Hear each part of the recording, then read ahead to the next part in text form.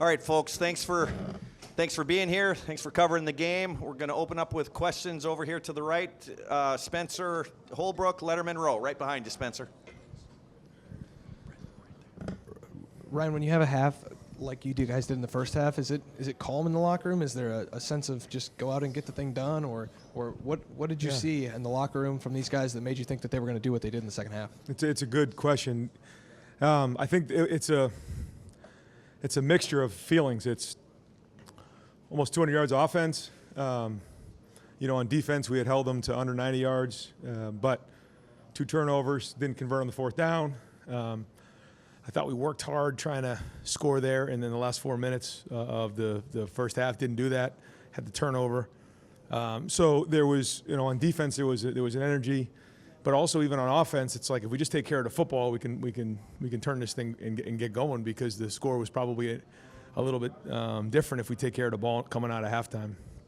Then, we really wanted to come out and have a great drive, to start the third quarter. And then we started getting the short fields on the turnovers, and the game just, flipped there. And I think it ended up being 28 straight points. And so that was good to see. Not that you like to see those kind of things, but it is good to face a little bit of adversity and see how our team responds. And so all things we can learn from. Over to the left, Cameron Teague Robinson, The Athletic. Ryan, it seemed like you guys could run when you wanted to in this game. Deep at the line, kind of controlled Caleb Johnson. For both sides of the ball, how important for this program going forward was it for you to see that you could dictate things up front on off the line and deep at the line? Well, that was the challenge coming in. Was, we say 60 minutes of inside drill and figure out where we are, running the ball and stopping the run. So we have a reference point moving forward. I think this can give us a lot of confidence moving forward. There was a big challenge to our entire team about physicality and toughness. I thought we answered that. We'll watch the film and get it figured out. But there's a team right there that feels like they got challenged and they answered that. But as you can imagine, it didn't take too long for us to set our focus on Oregon. And so our focus is when we leave the locker room today that we're already starting on Oregon. But all that being said, we will watch the film tomorrow. We'll learn from it. We'll call out the champions, identify those, and make sure that we recognize the hard work that was done to go win this game, because we have a lot of respect for Iowa, Coach Ferentz, and the way they do things. It's a veteran team that's played a lot of football, and it's not easy to rush for 200 yards against that defense. But also, some of the throws in the red zone I thought were pretty well done today, because those are the types of throws you have to make against a really good defense. Over to the right, Dylan Davis, Delaware Gazette. Ryan, we know how good Tyleik Williams is, but just how big of a difference does he make to what you're able to do inside, especially in a game like this where they're going to try to run right at you? Well, there's a confidence, because he's a very good player, but he also is a very good communicator, and so he's constantly talking to guys in there, and I think it's good to get everybody on the same page, but great to see Ty Hamilton get that sack fumble, and then Jack, and I thought our guys were flying around today. Good to get IGB a pick like that. I mean, those are all huge plays in the game, which helped flip. So overall, I felt like I don't know if I mentioned this on Tuesday, but when you come into games, I think, especially for guys like Jack and JT, there's this, well, how many sacks are you going to get? Well, if they're running the ball every play, it's hard to get sacks. And so what do? You stop the run and then force them, go up by a couple scores. We wish we had done that a little bit sooner. Force them to throw the ball, and then here come the sacks, because now there's opportunity. And I think they did that and saw some big plays happen. Okay, folks, I'm going to ask Emeka Abuka to go to that table to the right there. If we could clean off the table so he's got some room. Okay, and then we'll go over to the left, Rob Aller, Columbus Dispatch. Hey, Ryan, as a coach with an offensive background like yourself, do you appreciate more what your defense can do and is doing with the takeaways, with holding the number two back in the nation to what the yardage he had? Yeah, there's no question, yeah. And it gives you confidence to go for it on a fourth down early in the game like that, because you feel like your defense is strong, and that's a big part of it. And yeah, to get the turnovers on a short field like that is just you're constantly playing downhill when that happens. So yeah, I mean those are huge in a game, and I guess the turnovers ended up 3-2 or maybe with the downs 3-3, but those were all really big plays in the game. So. anytime we can do that, it's a game changer. Over to the right, Austin Ward, the podcast. Ryan, I know you don't pay too much attention to the stuff that's said outside the program, but it feels like maybe Emeka doesn't get the acclaim that he deserves, or at least that you guys feel for him in the locker room. I don't know if you can assess that or not, but what is his value to this offense? Yeah, I think Emeka's one of the best receivers in the country, and it hurt him last year to have the high ankle sprain, but when you think about where he was, the year before and now what he's doing now, you see a complete player. He's the captain of our team. He's a warrior. He does all the dirty work like he did in the Michigan State game, but then to see him come back and have 3 touchdown catches and contested all 3 of those was huge. And he's a leader. He's a warrior, and he's I think, again, one of the better receivers in the entire country, and he's only getting better the more he plays. Joey Kaufman, Columbus Dispatch. Ryan, just 2 quick things. One, what is Carnell's status? Then 2, as far as the turnover thing goes, like people talk about turnover luck and all that, but it seems like you guys are forcing some of those fumbles, and just wanted to kind of, has that been like a concerted effort sort of thing? I mean, always. I think any defense would tell you that they work on, poking the ball out. I think our guys have done a good job of that, and the quarterback is usually the most vulnerable guy, and so the strip sacks are huge, and we had 2 of those today.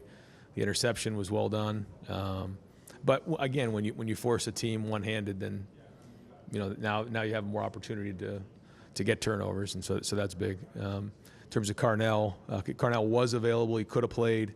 Another one of these situations, we decided to hold him if we needed to put him in the game. He absolutely could have played, but we just felt like it was the right thing to do to hold him, and hopefully we'll have 100% Carnell going into next week. Over here to the right, Pat Forty, Sports Illustrated. Ryan, you knew Jeremiah Smith was an elite talent coming in, but what about him made him ready to contribute and be a huge impact right away? I think probably overall maturity. What I mean by that, like his physical maturity. He's big and strong, as you see, and so that's important. I think the next thing is his emotional maturity. This is somebody who practices hard every day. He's avoided distractions up until this point. He stays disciplined, practices really hard. I know that fumble is going to absolutely kill. It's going to bother him. And I think that's what makes him great. But he also has a lot of confidence, and we have a lot of confidence. That we go right back to him and know what he's capable of. So he's got a great, coach in Brian Hartline. He's got a great mentor in Emeka Ibuka. But he also came in with a great work ethic and a great mindset. But also, physically, he's big and strong, which allows him to get on the field sooner. Bill Rabinowitz, Columbus Dispatch. This was the best defense Will Howard has faced. I'm sure he had the pick. He had some throws probably would like to have back.